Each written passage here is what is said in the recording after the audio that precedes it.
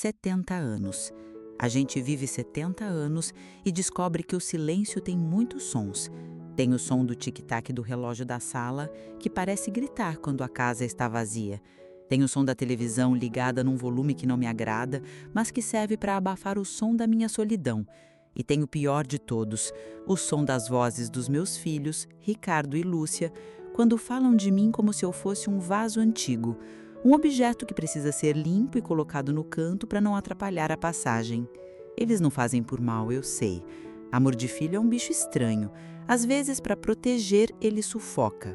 A casa é minha, mas já não sinto que o espaço me pertence.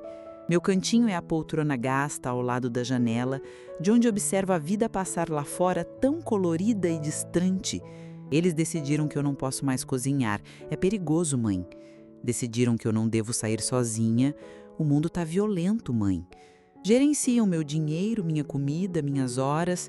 Sou uma rainha em um reino de 1 metro quadrado, com um cetro que na verdade é o controle remoto da TV. A gota d'água foi na semana passada, quando ouvi Ricardo dizer para a esposa ao telefone: "A gente precisa resolver o que fazer com a mamãe. Ela está se tornando um fardo." Fardo? Depois de uma vida inteira sendo pilar, eu me tornei um peso. O que eles não sabem é que, enquanto eles planejam meu futuro em voz baixa, eu venho há meses traçando o meu próprio em silêncio absoluto. Debaixo do meu colchão amassado e querido, repousa um mapa mundi. Dentro de uma antiga lata de biscoitos onde eles acham que guardo linhas e agulhas, eu escondo o tesouro de uma vida. As economias que juntei, centavo por centavo, do dinheirinho do pão que meu falecido marido me dava. Era para uma emergência, ele dizia. Pois bem, a emergência chegou. É uma emergência de alma. Eles pensam que a velhice me roubou a coragem. Mal sabem que a coragem, quando guardada por muito tempo, fermenta. E a minha, meus caros, está pronta para explodir. A minha fuga silenciosa está prestes a começar. A manhã da minha liberdade começou como todas as outras manhãs da minha prisão. O cheiro de café passado que eu mesma fiz, embora Lúcia insistisse para eu não me aproximar do fogão, ela entrou na cozinha com o barulho de sempre, o celular colado na orelha, resolvendo um problema do trabalho antes mesmo de dar bom dia. Bebeu o café em pé, apressada. "Mãe, o Ricardo vai passar aqui na hora do almoço para trazer seu remédio da semana, tá? Não saia de casa. Beijo, te amo." Ela disse, as 3 últimas palavras saindo de forma tão automática que mal carregavam um sentimento. Era um te amo de praxe. Um te amo que significava continue aí no seu canto, sob controle. Assenti com a cabeça, um sorriso manso no rosto. O mesmo sorriso que usei por anos como um escudo. O coração, porém, batia descompassado contra as costelas. Mal sabia ela que muito antes de Ricardo chegar, eu já estaria longe. Assim que a porta se fechou, a casa mergulhou no silêncio que eu conhecia tão bem. Mas hoje ele era diferente. Era um silêncio cúmplice, cheio de expectativa. Movimentei-me com uma agilidade que nem eu sabia possuir. No meu quarto, vesti a melhor roupa que tinha, uma que não usava há anos, e calcei sapatos confortáveis. Peguei a minha bolsa já preparada há dias, com uma pequena muda de roupa e meus documentos. Por fim, o momento crucial. Retirei a lata de biscoitos do fundo do guarda-roupa. O peso do metal parecia conter o peso da minha vida inteira. Abri. As notas de real, amareladas e gastas, estavam ali. O testemunho de décadas de pequenas economias e sonhos adiados. Coloquei tudo dentro de um envelope pardo e o guardei no fundo falso da bolsa. O caminho até o banco foi uma tortura. Cada rosto na rua parecia me encarar, me julgar. Onde vai essa velhinha sozinha? Pareciam pensar. Tentei manter a postura ereta como meu pai me ensinou. Na agência, a moça do caixa, uma jovem com um piercing no nariz, me olhou com desconfiança quando pedi para sacar todo o valor da minha poupança. "É uma quantia alta, senhora. Tem certeza? Não quer falar com o gerente?" O medo gelou minha espinha. E se ela ligasse para os meus filhos? Respirei fundo e usei a arma que a velhice me deu, a fragilidade fingida. "Minha filha, é para a cirurgia do meu neto. Coisa de emergência, sabe como é?" A mentira saiu com uma facilidade que me assustou. A moça, com pena no olhar, liberou o dinheiro. As notas novas, crocantes, pareciam vibrar na minha mão. O poder! Há quanto tempo eu não sentia o poder de ter meu próprio destino nas mãos? De volta para casa, o ato final. Sobre a mesa da sala de jantar, onde tantas vezes servi o almoço para a família, deixei um bilhete. Apenas uma frase, escrita com a minha melhor caligrafia. Fui buscar os pedaços de mim que deixei pelo caminho. Não me procurem. Com amor, mamãe. Era enigmático, sim, mas era a mais pura verdade.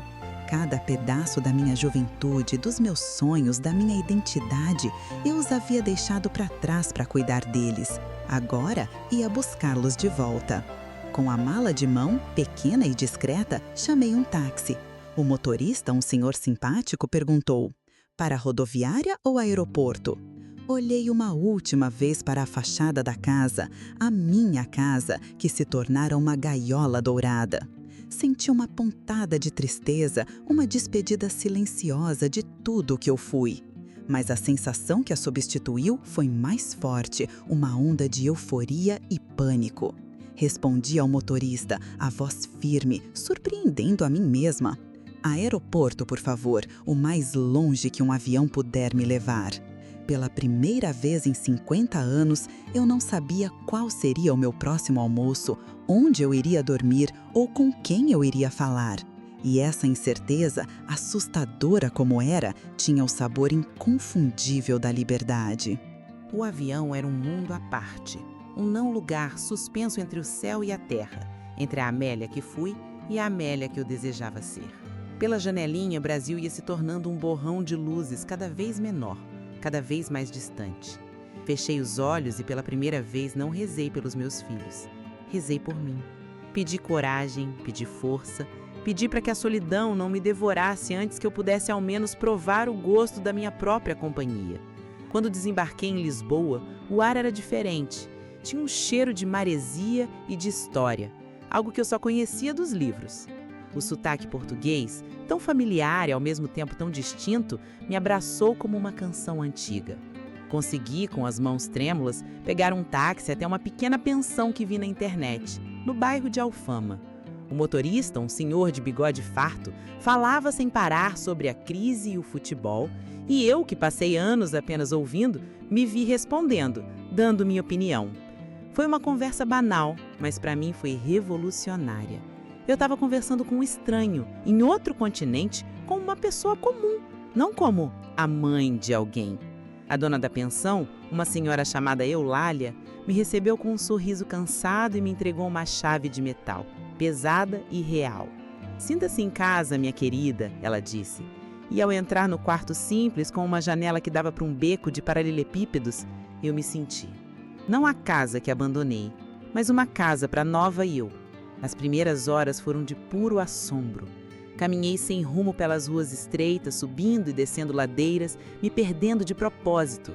O som do elétrico amarelo rangendo nos trilhos, o cheiro das sardinhas assando na brasa, as roupas coloridas secando nas janelas, tudo era um banquete para os meus sentidos, tanto tempo adormecidos pela rotina. Sentei-me em um café na beira do Tejo, pedi um pastel de nata e um café, que aqueles chamam de bica. Observei as pessoas, as gaivotas, os barcos. Ninguém me conhecia.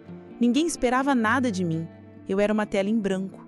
E a sensação era tão aterrorizante quanto sublime. Foi então que a realidade do que eu fiz me atingiu como um soco. Imaginei a cena em casa. Ricardo chegando com a sacola da farmácia, chamando por mim. O silêncio. Ele encontrando o bilhete sobre a mesa. A testa franzida. A incredulidade dando lugar à irritação. O telefonema para Lúcia. Ela sumiu, deixou um bilhete maluco. Consigo ouvir a voz dela esganiçada de pânico e controle. Como assim sumiu? Para onde ela foi? E o dinheiro da poupança? Você viu se o dinheiro está lá? A preocupação deles, eu sabia, estaria misturada com a logística do problema. A mãe, o objeto de cuidado, tinha saído do lugar. A posse deles havia escapado. A ideia me trouxe uma onda de culpa que quase me fez engasgar com café. Será que fui cruel? Egoísta? Uma mãe desnaturada? Meu turbilhão de pensamentos foi interrompido por uma voz suave. Está tudo bem, senhora? Era uma jovem, uma estudante com uma mochila cheia de livros, sentada na mesa ao lado. Ela me viu com os olhos marejados e demonstrou uma preocupação genuína. Só estou emocionada, respondi, e era verdade. Lisboa é ainda mais bonita do que eu sonhava. Ela sorriu, um sorriso aberto e gentil. É o primeiro dia da senhora aqui? Seja muito bem-vinda, então. Conversamos por alguns minutos. Ela me deu dicas de lugares para visitar, me falou de um miradouro com um pôr do sol espetacular. Foi um momento simples, uma interação humana sem laços, sem obrigações, sem história. Foi o suficiente. Aquele pequeno gesto de gentileza de uma estranha me deu o conforto que a preocupação possessiva dos meus filhos nunca me deu. A culpa diminuiu. Eu não era uma egoísta, eu era uma exploradora e minha aventura estava apenas no começo. Os dias em Lisboa foram se desdobrando como um novelo de lã. Criei uma pequena rotina, acordava sem despertador, tomava um longo café da manhã na padaria da esquina, caminhava por horas até minhas pernas doerem e terminava o dia em um miradouro, vendo o sol pintar o céu de laranja e rosa. Eu estava aprendendo a saborear minha própria companhia. Pela primeira vez na vida, minhas horas pertenciam somente a mim. A culpa, aquela visitante incômoda, aparecia cada vez menos.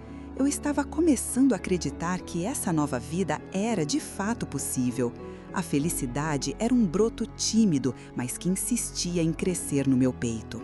Numa tarde chuvosa, decidi organizar a pequena mala que se tornara meu universo. Era mais um ritual de autoafirmação do que uma necessidade. Ao esvaziar minha bolsa, minhas mãos encontraram a velha carteira de couro do meu falecido marido, Antônio. Eu a carregava comigo há anos, desde que ele se foi. Era um hábito, um resquício da mulher que eu era. Dentro ainda estavam seus documentos antigos e uma foto nossa, do casamento já amarelada pelo tempo. Senti que era a hora de me despedir daquele último fantasma. Decidi esvaziá-la de vez, talvez usá-la para guardar meus euros. Enquanto passava os dedos pelos compartimentos gastos, senti uma saliência incomum no forro de tecido. Parecia costurado de forma estranha. A curiosidade, uma força que eu estava redescobrindo, me impeliu. Com a ajuda de um pequeno canivete do chaveiro da pensão, desmanchei a costura com cuidado. Lá dentro, dobrada em 4, havia uma pequena fotografia protegida por um plástico fino. Meu coração deu um salto. Que segredo meu marido guardaria com tanto zelo? Desdobrei o papel com os dedos trêmulos. A imagem era de Antônio, uns 20 anos mais novo, sorrindo de um jeito que eu raramente via. Ao lado dele, uma mulher de cabelos escuros, bonita, segurava a mão de um menino de uns 4 ou 5 anos. Os três se pareciam. Uma família feliz na praia. Uma família que não era a minha. Um frio percorreu minha espinha. Virei a foto. Havia uma caligrafia delicada, quase feminina no verso. Nosso cantinho no Algarve. Eu, Helena e nosso Pedrinho. Saudades. 1985. A data me atingiu como um raio. 1985. O ano em que Ricardo, meu filho, fez 10 anos. O ano em que Antônio passou quase 2 meses fora, numa série de viagens de negócios inadiáveis para o sul do país. As peças do quebra-cabeça da minha vida se rearranjaram de forma monstruosa e instantânea.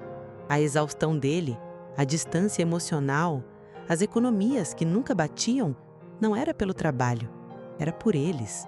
Meu marido, o homem a quem dediquei minha juventude, meu corpo e meus sonhos, teve uma vida dupla, uma segunda família. Fiquei ali, sentada na beira da cama, no meu quartinho em Lisboa, enquanto a chuva batia na janela. O chão sob meus pés havia desaparecido. A mulher que fugia do Brasil há alguns dias, fugia de um presente opressor, de filhos que a viam como um fardo. Agora eu percebia que a minha fuga era muito mais profunda. Eu estava fugindo de uma mentira. A vida que eu vivi, o sacrifício que fiz, o casamento que eu acreditava ter sido, na melhor das hipóteses, morno, mas leal, tudo era uma farsa. A dor foi imensa, uma navalha rasgando meu peito. Mas, por baixo dela, algo novo começou a queimar. Não era tristeza, era raiva. E, estranhamente, era libertação. Se o passado no qual eu me ancorei era falso, então eu não devia lealdade a ele. A minha fuga silenciosa não era mais apenas sobre descobrir o mundo. Agora era sobre descobrir a verdade. E a primeira parada dessa nova jornada tinha um nome: Algarve. Eu precisava saber quem era Helena e quem era Pedrinho, o irmão que meus filhos nunca souberam que existiu. A noite que se seguiu à descoberta foi a mais longa da minha vida. A chuva lá fora era uma melodia fúnebre para o meu casamento, para os 40 anos de dedicação que agora se revelavam uma peça de teatro onde só eu não conhecia o roteiro. Fiquei imóvel, sentada na cama, com uma pequena foto na mão.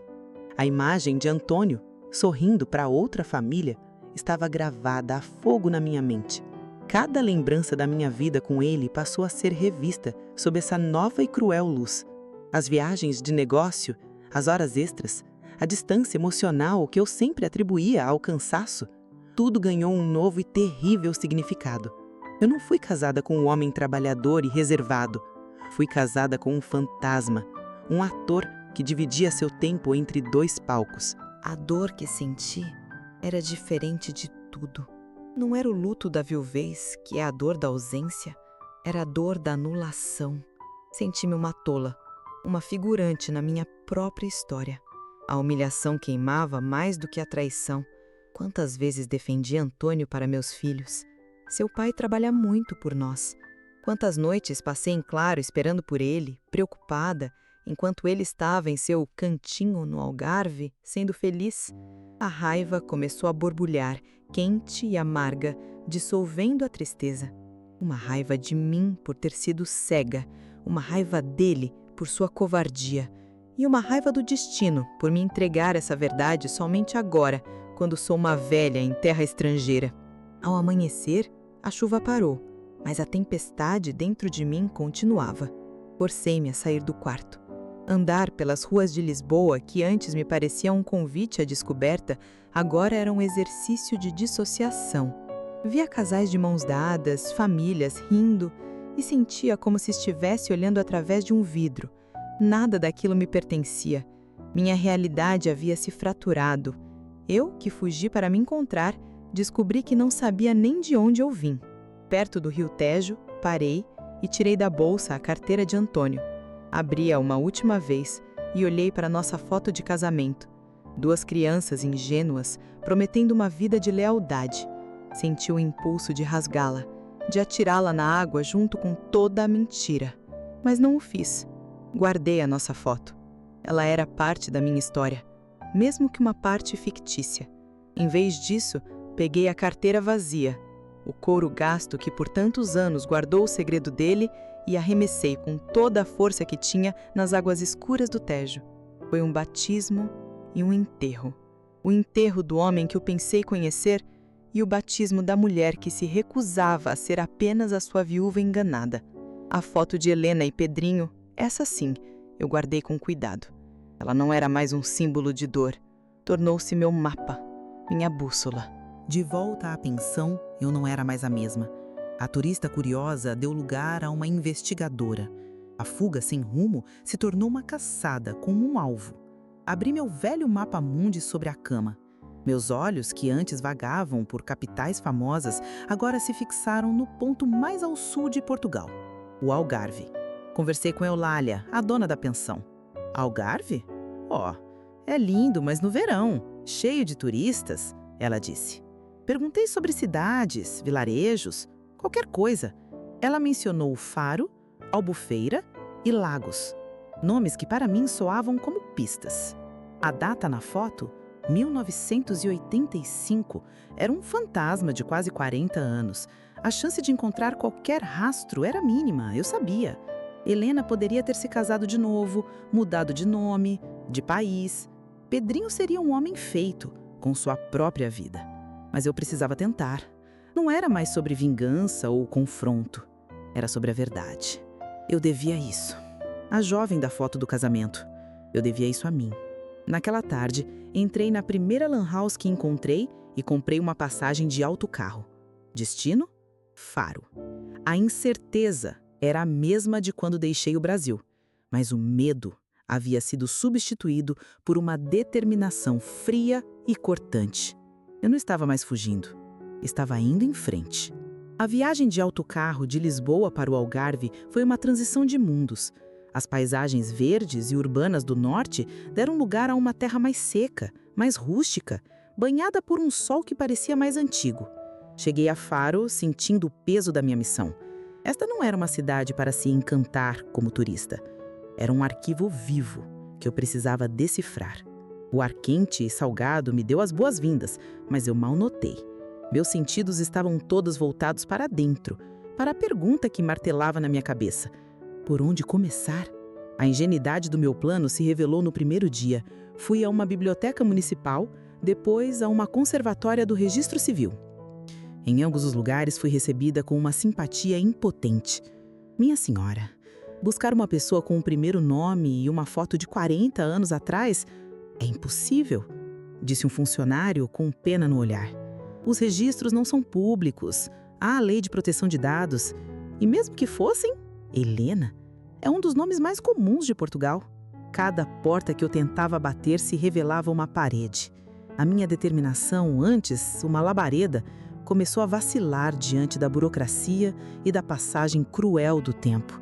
O Algarve, que na minha mente era um ponto específico no mapa, se revelou uma região vasta, com dezenas de vilas e cidades. Eu estava procurando uma agulha num palheiro do tamanho de um país. Junto com o desafio logístico, um fantasma muito mais mundano começou a me assombrar: o dinheiro. Em Lisboa, na euforia da liberdade, eu não me preocupei com gastos.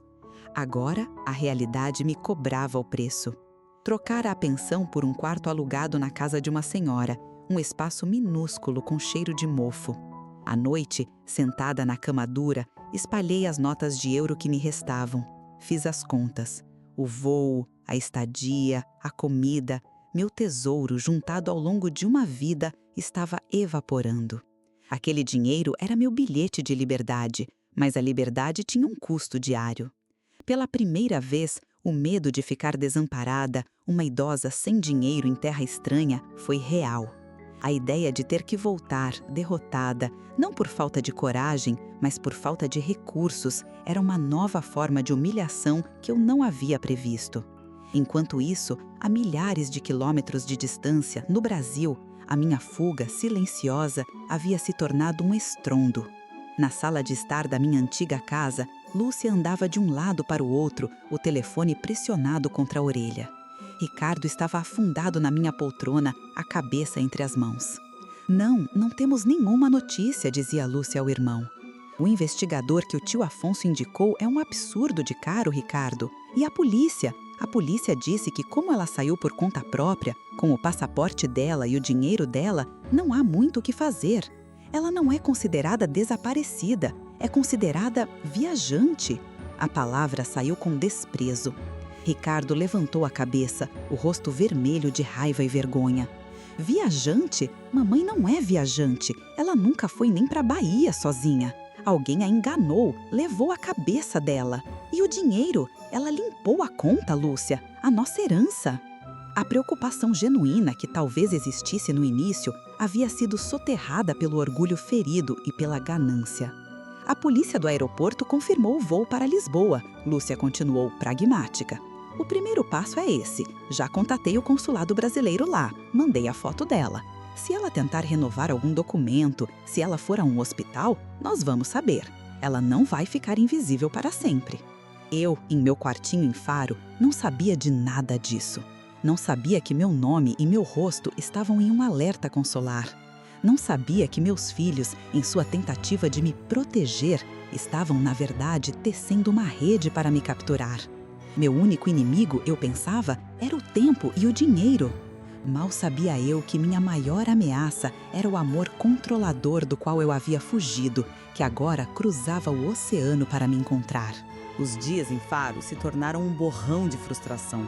Cada manhã eu acordava com um plano: visitar uma freguesia antiga, tentar a lista telefônica de uma cidade vizinha, mostrar a foto em lojas mais velhas.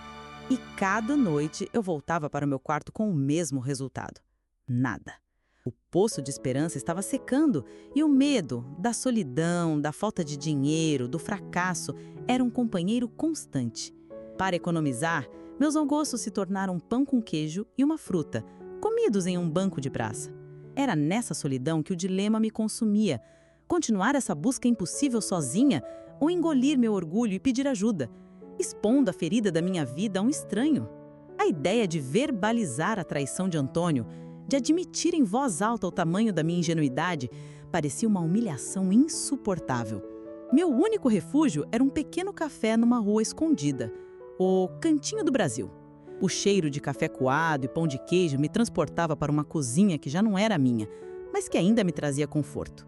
A dona, uma mulher de uns 50 anos chamada Sofia, era uma brasileira que, por algum motivo, havia criado raízes ali.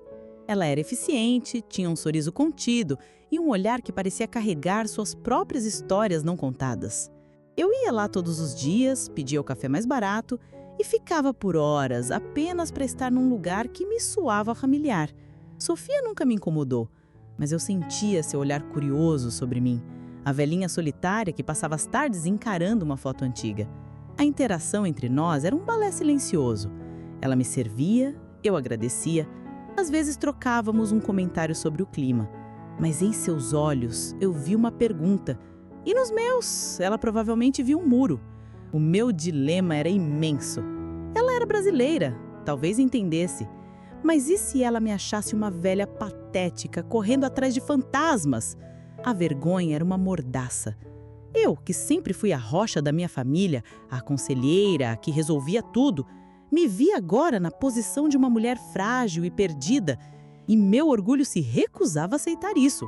Era mais fácil lidar com a solidão do que com a potencial piedade de alguém. A mudança veio num final de tarde. Eu havia passado o dia em Olhão, uma vila de pescadores próxima, e voltei exausta e sem nenhuma pista nova. Sentei-me no café, mais derrotada do que nunca. A realidade de que eu provavelmente teria que desistir e usar o resto do meu dinheiro para voltar para o Brasil era uma pedra no meu peito. Eu estava mexendo no meu café, olhando para a foto de Helena e Pedrinho, quando as lágrimas começaram a cair, silenciosas e teimosas. Tentei disfarçar, mas era tarde. Sofia se aproximou da minha mesa com um pano na mão, fingindo limpar algo. "Um dia difícil, minha senhora?" ela perguntou, a voz suave, sem um pingo de pena. Apenas observação. Aquelas simples palavras quebraram minhas defesas. Eu não consegui responder. Apenas empurrei a fotografia sobre a mesa em sua direção. Ela a pegou com cuidado. Seus olhos analisaram os rostos, a data no verso. Ela não fez as perguntas óbvias. Quem são? Por que os procura? Ela ficou em silêncio por um longo momento. Depois olhou para mim. Uma busca por respostas, hein? Ela disse, mais afirmando do que perguntando. É uma estrada cheia de buracos. Muitas vezes, o que a gente encontra não é o que a gente procurava. Naquele momento eu soube. Ela também era uma fugitiva de algum tipo. Eu não sei mais o que fazer. Confessei, a voz embargada. Acho que foi uma loucura vir até aqui.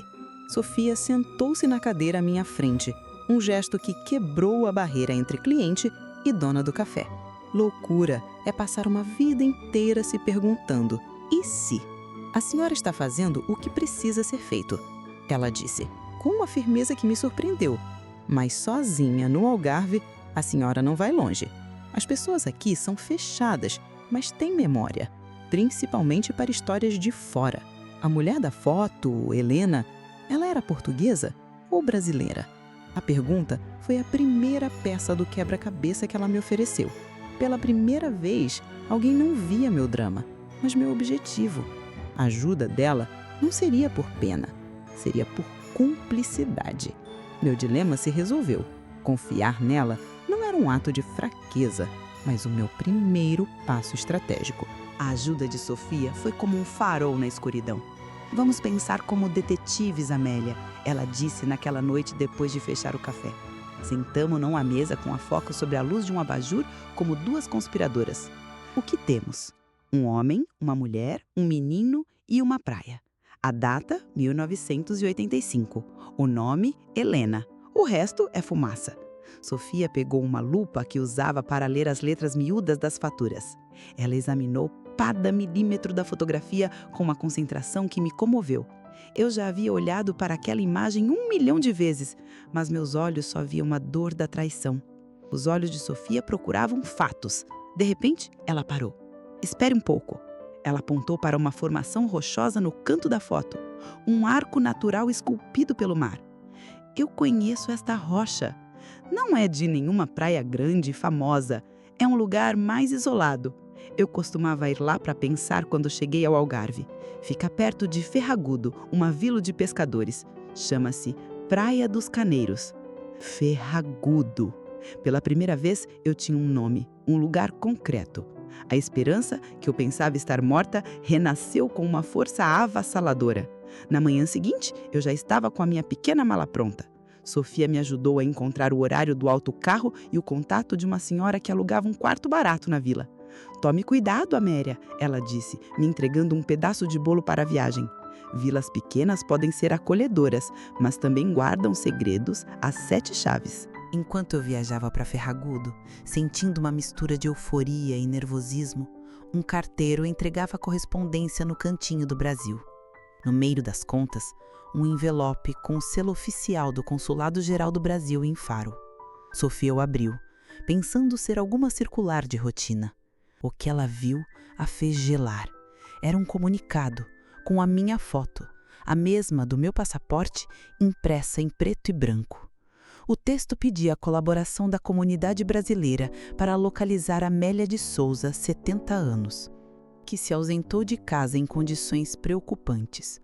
O comunicado dizia que a família estava extremamente aflita e que eu poderia estar desorientada ou em situação de vulnerabilidade.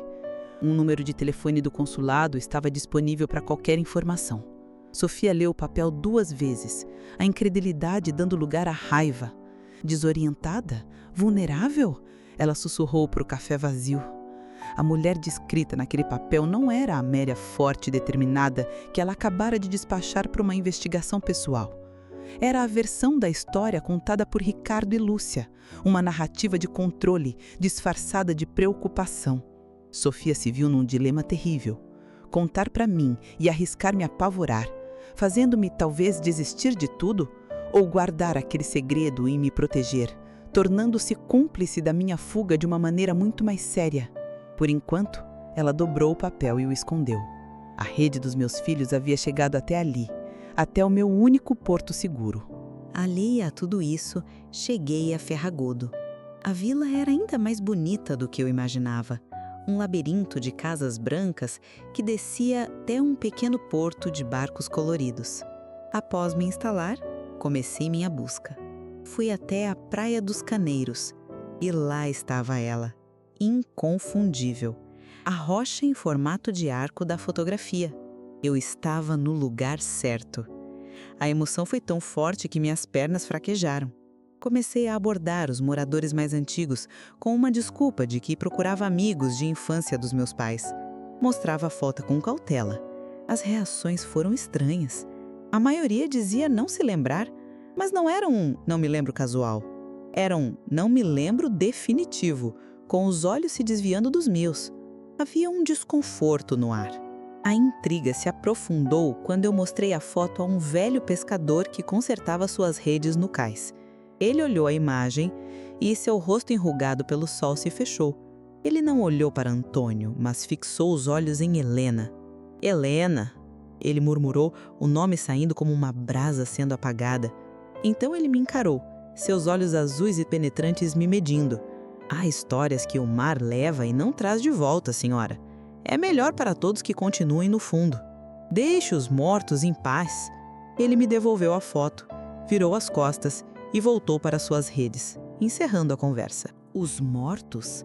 A palavra ecoou na minha cabeça. Quem estava morto? Helena? O menino? A frase dele não foi um aviso, foi uma ameaça velada. Eu vim procurar a verdade sobre uma traição e me deparei com um mistério que a vila inteira parecia querer manter enterrado. O aviso do velho pescador me deixou profundamente abalada. Voltei para o meu quarto, sentindo, pela primeira vez desde que cheguei a Portugal, um medo real. Não era o medo da solidão ou de ficar sem dinheiro, mas um medo físico, primitivo. Que segredo terrível aquela vila protegia com tanto afinco. A palavra mortos ecoava em minha mente. Senti um impulso de fazer as malas e fugir, voltar para a segurança anônima de Faro, talvez até desistir de tudo. Mas o rosto de Antônio na foto, sorrindo naquela praia, e o rosto da jovem Amélia na foto do casamento, tão cheia de esperança, me deram força. Eu não podia parar agora. Peguei o telefone e liguei para a única pessoa no mundo em quem eu podia confiar. Sofia. Contei tudo a ela. A voz baixa, quase um sussurro, como se as paredes da vila pudessem me ouvir. Descrevi a hostilidade velada, o silêncio pesado e a ameaça do pescador. Do outro lado da linha, Sofia ouviu, sem me interromper. Quando terminei, ela ficou em silêncio por um instante. Amélia, ela disse, a voz firme e tranquilizadora. Isso é bom. Bom? Perguntei incrédula. Sim, o medo deles é a prova de que você está no lugar certo. Ninguém protege um segredo que não existe. E se eles querem tanto que você deixe essa história quieta, é porque ela ainda está viva de alguma forma. As palavras dela eram como um bálsamo. Quando cheguei aqui, anos atrás, ela continuou, e pela primeira vez senti uma fresta se abrindo em sua própria história. Aprendi que vilas pequenas como essa funcionam como uma família.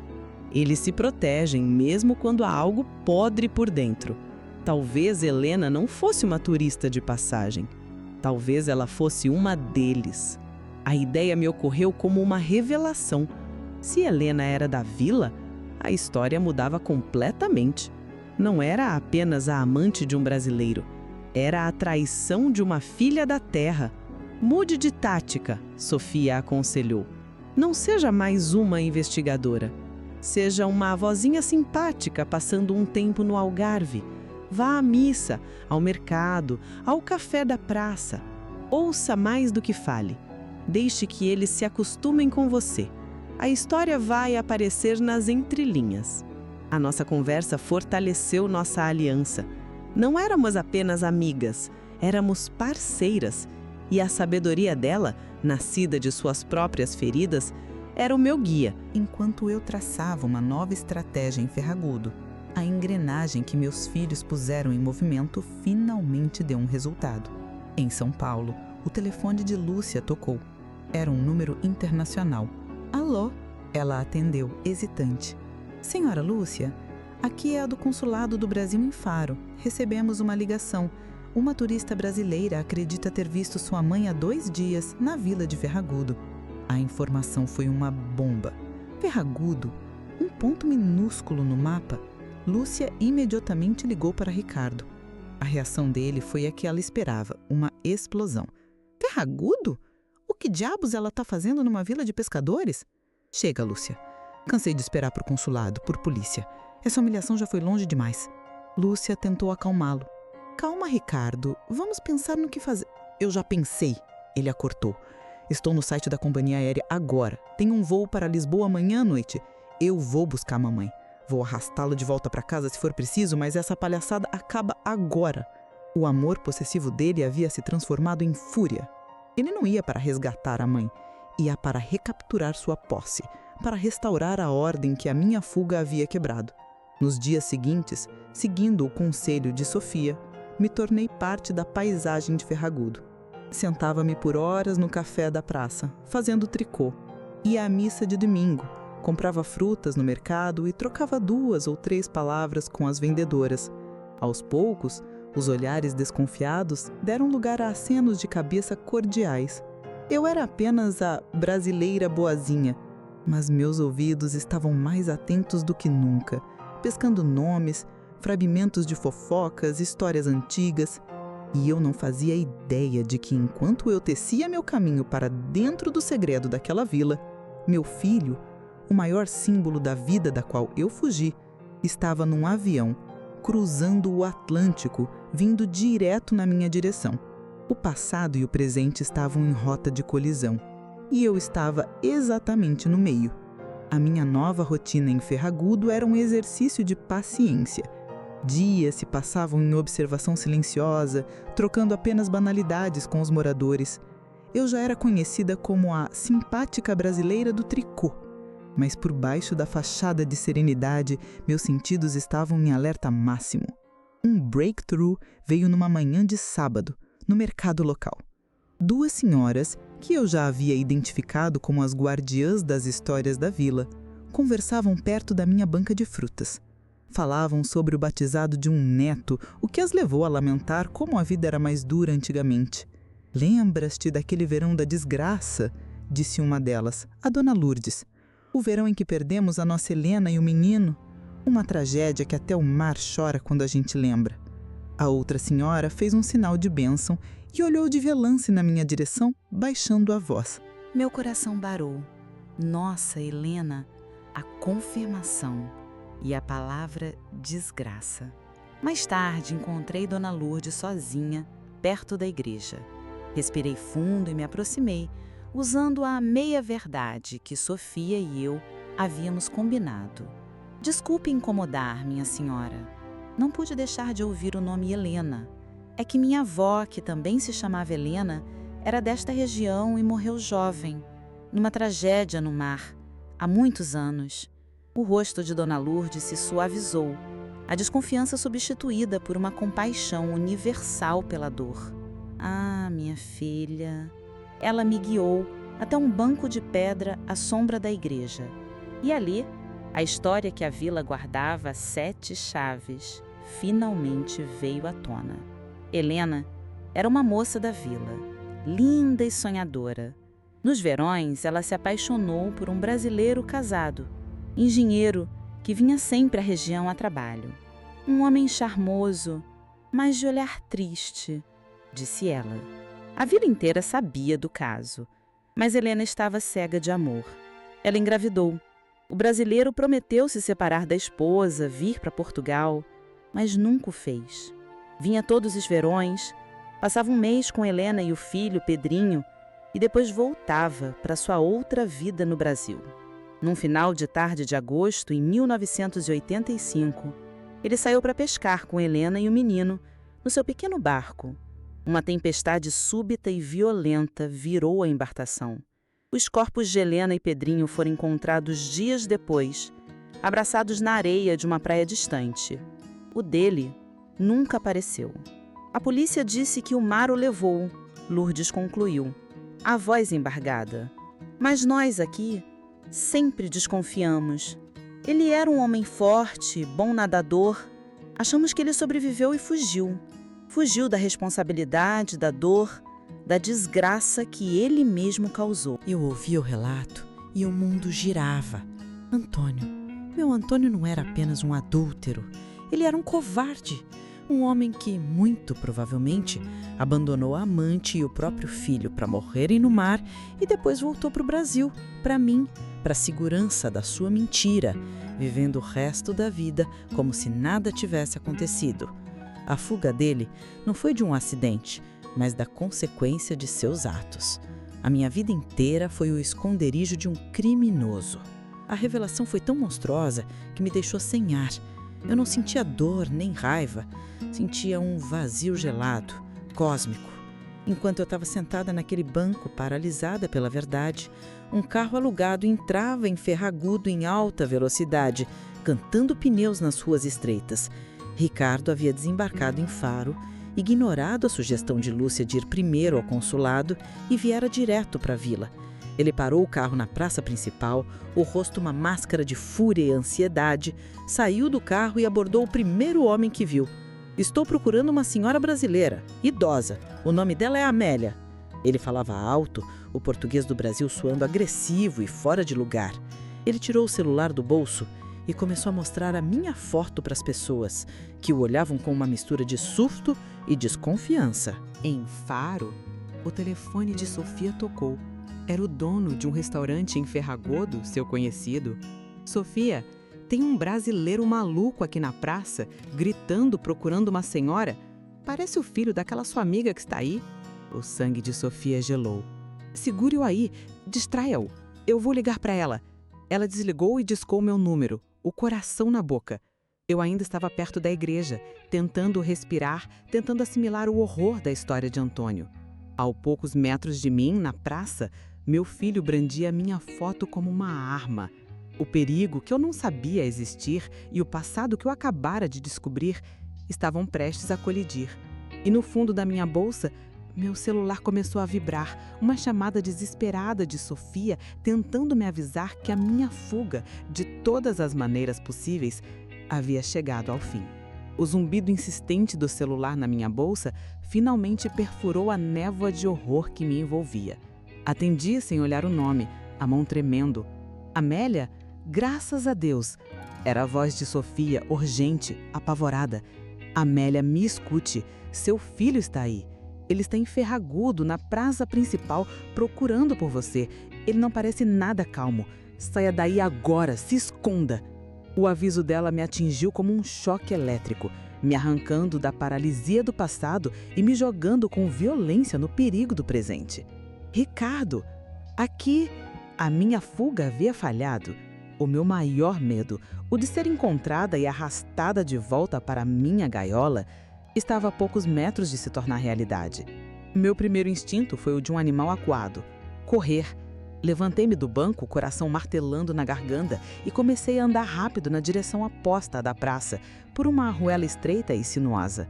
Eu podia ouvir o som da voz dele, amplificada pela acústica da vila, falando alto em português, uma mancha de agressividade na paz daquela tarde. A cada passo, o pânico crescia. Para onde eu iria? Me esconderia no quarto? Tentaria pegar um autocarro para outra cidade? A imagem de mim mesma, uma velha fugitiva, se escondendo em becos, me encheu de vergonha.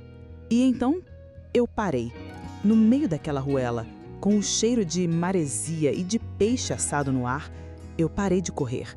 A revelação que eu tivera minutos antes sobre Antônio, sobre a vida de mentiras e a morte de uma família, se chocou com a realidade da voz do meu filho ecoando pelas ruas. Fugi do controle dele para descobrir que a vida da qual eu fugia era ela mesma uma farsa hedionda. Fugi para ser livre e agora corria para me esconder de novo? Não, a Amélia que entrou naquela ruela não era a mesma que sairia dela. A dor da verdade me deu uma força que eu não sabia possuir, uma força fria, dura como diamante. Eu não ia mais correr. Correr era o que Antônio fez. Eu não era ele. Eu não era mais a mãe submissa de Ricardo. Eu era Amélia. E a minha história não terminaria comigo sendo encontrada como uma criança perdida. Terminaria comigo de pé, encarando meu adversário. Esta era a minha decisão. Enquanto isso, na praça, a abordagem de Ricardo causava o efeito contrário ao que ele esperava. Os moradores de Ferragudo, que já estavam desconfiados comigo, fecharam-se como ostras diante daquele homem raivoso. Dona Lourdes, vendo Ricardo se aproximar com a minha foto na mão, sentiu uma lealdade instintiva por mim. "Essa senhora?" ela disse, com a melhor cara de confusa que conseguiu fazer. "Ah, sim, a brasileira. Acho que a vida é sendo para o lado do cais. Faz um bom tempo." Outro homem confirmou, apontando na direção errada. Eles o mandaram numa caçada inútil, protegendo-me sem sequer saber o porquê, apenas por instinto, defendendo a sua paz e a frágil figura que eles decidiram adotar. Esses minutos que eles me deram foram preciosos. Respirei fundo, ajeitei minha roupa e, com uma calma que surpreendeu a mim mesma, caminhei de volta em direção à praça. Mas não fui para o centro do furacão. Segui o conselho de Sofia. Mudei a tática. Fui até o pequeno café onde eu passara os últimos dias e sentei-me numa mesa do lado de fora, de frente para a praça. Um lugar público, neutro. Pedi um copo de água e esperei. Eu não estava mais me escondendo. Estava armando meu próprio palco para o confronto. Ricardo, frustrado por não me encontrar no cais, voltou para a praça xingando. E então ele me viu. Parou no meio da rua, boquiaberto. A mãe desorientada e vulnerável que ele viera resgatar estava ali, a uns 20 metros, sentada tranquilamente como se estivesse esperando por ele. Sua raiva se misturou com a confusão, quebrando seu ímpeto. Ele marchou até a minha mesa, o rosto vermelho. A vida inteira parecia ter prendido a respiração, observando de longe. Ele parou na minha frente, as mãos na cintura, ofegante de raiva e da caminhada. Eu o encarei. Meus olhos não refletiam medo, mas um cansaço antigo e uma nova e inabalável resolução. Mãe, ele disse, a voz carregada de acusação, como se me pegasse fazendo uma travessura. O que a senhora pensa que está fazendo aqui? Eu encarei meu filho, o homem que saiu do meu ventre, e vi um estranho. A raiva em seu rosto era de um proprietário que encontra seu bem mais valioso fora do lugar. Não havia alívio, não havia a alegria de me encontrar sã e salva. Havia apenas a fúria do controle perdido. Mantive a calma que a verdade monstruosa sobre seu pai havia cimentado em mim. Dei um gole lento na minha água antes de responder à sua pergunta acusatória. Cada segundo de silêncio aumentava sua fúria e a minha força. Eu estou vivendo, Ricardo, respondi, a voz firme, sem um traço da mãe que ele conhecia. Algo que eu não fazia há muito, muito tempo. Ele bufou, incrédulo. Vivendo? A senhora chama isso de viver? Fugir de casa como uma adolescente? Deixar todo mundo doente de preocupação? A Lúcia não dorme direito há semanas. A senhora tem ideia do que nos fez passar? A tentativa de me culpar, a arma que ele e a irmã sempre usaram com tanto sucesso, agora ricocheteou na minha calma. Eu sei exatamente o que eu fiz, eu disse, olhando-o nos olhos. Eu me libertei. E a preocupação de vocês, meu filho, me perdoe a sinceridade, nunca foi comigo.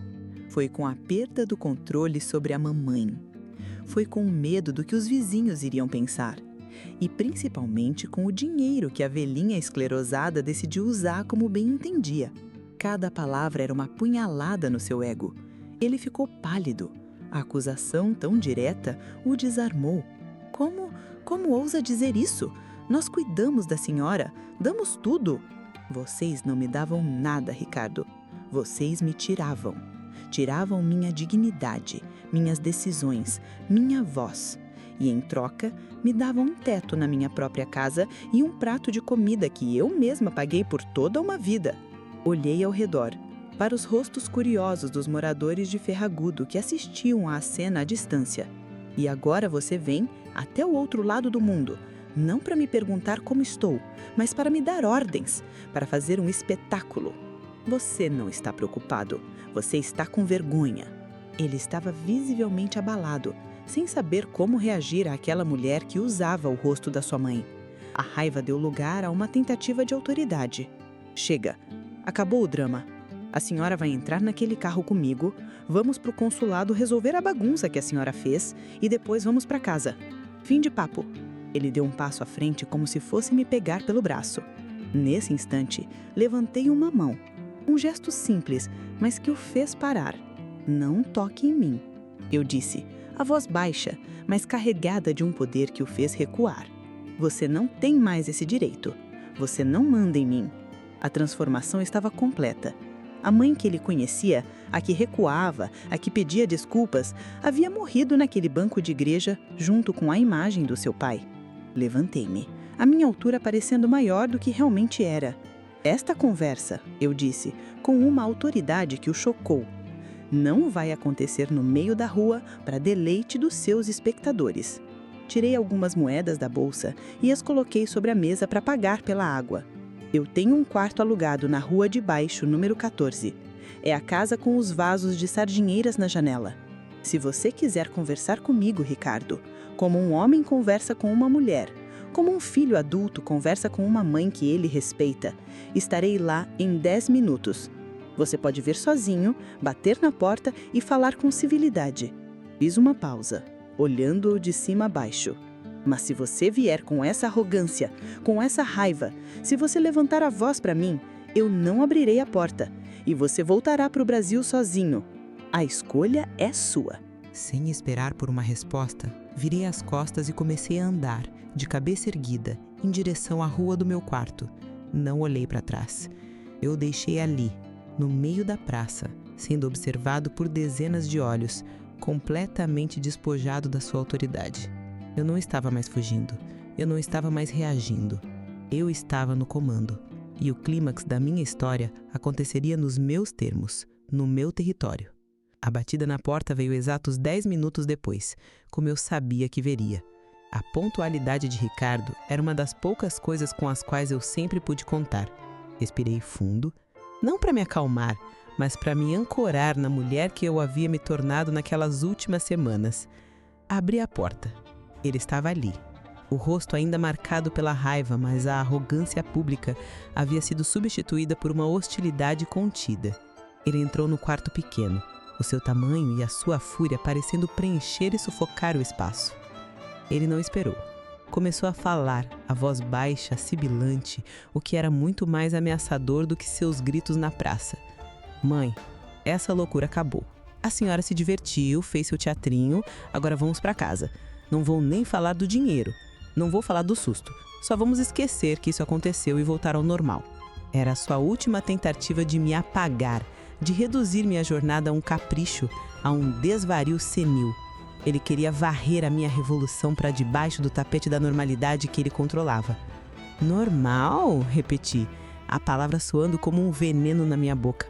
Não existe mais normal, Ricardo. O normal era uma mentira e eu cansei de viver nela. Ele revirou os olhos, a impaciência transbordando. Do que a senhora está falando? Da sua fuga? De se sentir um fardo? Já entendemos. A senhora está chateada. Pedimos desculpas. Agora, podemos ir? Foi nesse momento que eu soube. A hora havia chegado. Não, eu não estou falando da minha fuga, eu disse, minha voz calma e cortante como vidro. Estou falando do seu pai. Estou falando de Antônio. O nome dele no ar o pegou de surpresa. O papai? O que ele tem a ver com isso? Ele morreu há 10 anos. Sim, ele morreu, concordei. Mas os segredos dele não. Você se orgulha tanto do seu pai, não é? Do homem íntegro, trabalhador, o pilar da nossa família. A imagem que você e Lúcia tanto se esforçam para manter. Aproximei-me da pequena cômoda onde eu havia deixado a fotografia. Peguei-a, mas ainda não a mostrei. Eu quero te contar uma história, Ricardo. A história de uma moça chamada Helena. Então, naquele quarto minúsculo em Portugal, eu contei tudo. Com uma voz firme, sem lágrimas, sem drama, eu desfiei a verdade que eu mesma havia acabado de descobrir. Falei da vida dupla, do amor de verão que durou anos, do filho que ele teve com ela. Falei o nome do menino, Pedrinho, e vi um espasmo de incredulidade no rosto do meu filho. E continuei. Contei sobre a tempestade, sobre o barco virado, sobre os corpos de uma mãe e de uma criança encontrados na praia, e sobre o corpo do herói dele, do seu pai, que nunca foi encontrado. Ricardo começou negando, balançando a cabeça, me chamando de louca, de mentirosa. A senhora está doente, inventando histórias monstruosas. O papai jamais faria isso. A fúria dele era de um devoto cuja imagem sagrada está sendo profanada. Eu também não acreditava, eu disse, com uma tristeza infinita. Eu também defendi essa imagem por 40 anos, até encontrar isso. Então, eu coloquei a pequena fotografia na mão dele. Ele olhou. Viu o momento exato em que a realidade o atingiu. O reconhecimento do rosto do pai, mais jovem, mais feliz do que ele jamais o vira. A mulher bonita ao lado, um menino. Ele virou a foto e leu a inscrição. Nosso cantinho no Algarve. Eu, Helena e nosso Pedrinho. Saudades, 1985. O ar saiu dos seus pulmões.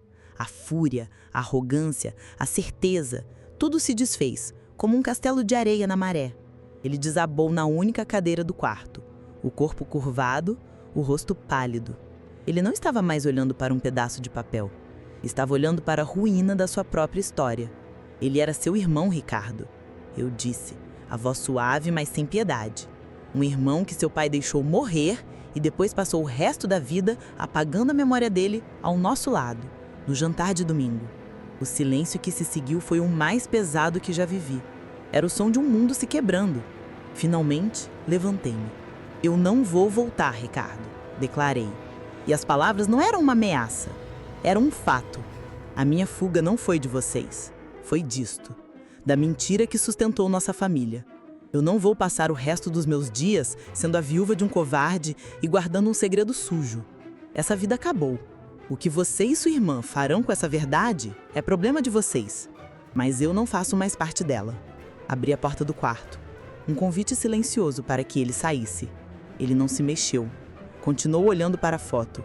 Um homem que acabara de se tornar órfão pela segunda vez. A batalha havia terminado. Não houve vencedor. Apenas uma sobrevivente. E pela primeira vez, essa sobrevivente era eu. Ricardo ficou sentado naquela cadeira por um tempo que pareceu uma eternidade, apenas encarando a fotografia em suas mãos. O homem barulhento e furioso que invadiu a minha paz havia se desintegrado, dando lugar a uma figura encolhida, um menino que acabara de descobrir que o chão sob seus pés era feito de vidro e acabara de se estilhaçar. Quando ele finalmente se levantou, não olhou para mim. Apenas caminhou até a porta, um autômato. Antes de sair, ele parou por um segundo e disse, a voz oca, sem se virar: "O que eu faço com isto?" Ele se referia à verdade. "Ela é sua agora, tanto quanto é minha", respondi. "Você escolhe." E então ele se foi, levando a foto consigo, o único e terrível espólio da sua viagem. Eu não senti alegria nem vingança. Senti apenas um vasto e profundo alívio, como se um peso que eu carreguei nos ombros por 50 anos sem saber, finalmente tivesse sido retirado. Eu não precisava mais carregar o fardo da lealdade a uma mentira. Naquela noite, pela primeira vez, dormi um sono sem fantasmas. Eu nunca soube ao certo o que aconteceu quando Ricardo voltou ao Brasil. Imagino a conversa dele com Lúcia. Imagino a negação dela, a raiva, a tentativa de chamar a mãe de louca e a foto, a prova irrefutável sendo colocada sobre a mesa entre os dois.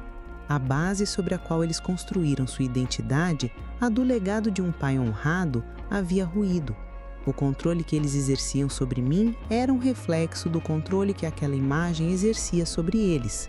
Sem ela, imagino que eles tenham se tornado dois estranhos, forçados a se encarar sem o escudo da superioridade moral.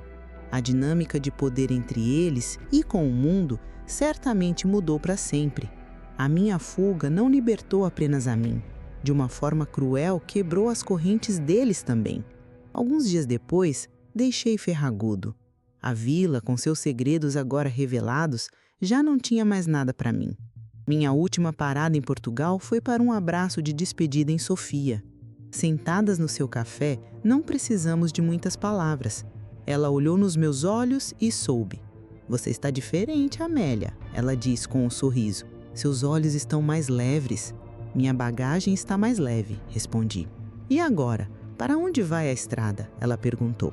Abri o meu velho mapa sobre a mesa, as suas dobras já gastas de tanto uso.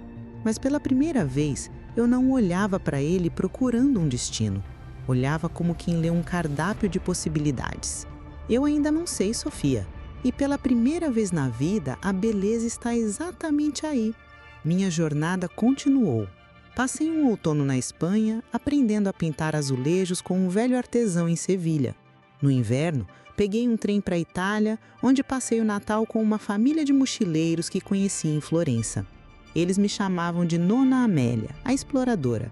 Eu não buscava mais a verdade sobre o meu passado, buscava as pequenas verdades do presente, o sabor de um vinho novo, a beleza de uma obra de arte, o calor de uma conversa com um estranho. Descobri que a liberdade não é a ausência de laços, mas a permissão para criá-los por escolha. Descobri que a coragem não é não ter medo, mas arrumar a mala mesmo com as pernas tremendo. E descobri que a minha identidade não estava nos papéis de esposa e mãe que eu representei por tanto tempo, mas na curiosidade dos meus olhos, na força dos meus pés e na capacidade do meu coração de ainda assim encantar. Minha fuga, que começou silenciosa e assustada, encontrou sua própria voz. Uma voz que não precisa gritar, porque está finalmente em paz. Eu não sei quantos anos me restam, mas sei que vou vivê-los por inteiro, porque a minha vida não está acabando, ela apenas começou. A incrível jornada da Dona Amélia nos mostra que nunca é tarde para reescrever a nossa própria história, para buscar a verdade e para encontrar a liberdade que todos nós merecemos. A coragem dela de confrontar não só um presente opressor, mas um passado enganoso é uma lição de força e resiliência. O que você acha que aconteceu com Ricardo e Lúcia depois de descobrirem a verdade? Eles conseguiriam reconstruir suas vidas sobre as ruínas da mentira? E para onde você acha que a Dona Amélia deveria viajar em seguida? Deixe sua opinião aqui nos comentários, adoramos ler as suas ideias. Se você se emocionou com A Fuga Silenciosa da Dona Amélia, não se esqueça de deixar o seu like, pois isso nos ajuda muito a continuar criando histórias como esta. E o mais importante, inscreva-se no canal e ative o sininho para não perder nenhuma de nossas longas e emocionantes histórias.